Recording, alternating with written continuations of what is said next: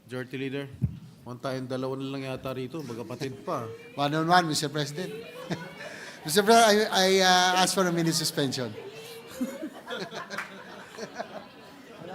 Session suspended.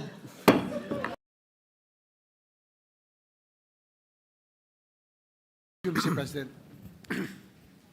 Session is resumed. Mr. President, pursuant to Section 18 of the Rules of the Senate and upon the instruction of the Chairperson of the Committee on Electoral Reforms and People's Participation, I manifest the creation of a subcommittee to deliberate on Senate Resolution Number 1228 on the indiscriminate issuance of barangay certifications and such other bills which may be referred to the Committee on Electoral Reforms and People's Participation, covering the same topic with Senator Nancy Binay as chairperson. I so manifest, Mr. President. The manifestation is hereby noted. Mr. President, I move to transfer the committee referral of Senate Bill Number 482, Sinoropan National High School in Licomo, Zamboanga City, from the Committee on Rules to the Committee on Basic Education and Finance. So move, Mr. President. In objection? Siyempre, wala mag-object. Tayong dalawa na lang dito. There being... objection po kayo? There being none, motion is approved. Mr. President, I move to transfer the committee referral of Senate Bill Number 2875, the Charter of the 𝗣𝗥𝗢𝗣𝗦 Province, from the Committee on Rules to the Committee on Local Governments. So move, Mr. President. In objection? There being none, motion is approved. Mr. President, I move that we adjourn the session until 3 o'clock in the afternoon of Tuesday, December 3, 2024. In objection? There being none, session is adjourned until 3 o'clock in the afternoon of Tuesday. Wala ba tayo? Tuesday, December 3, 2024.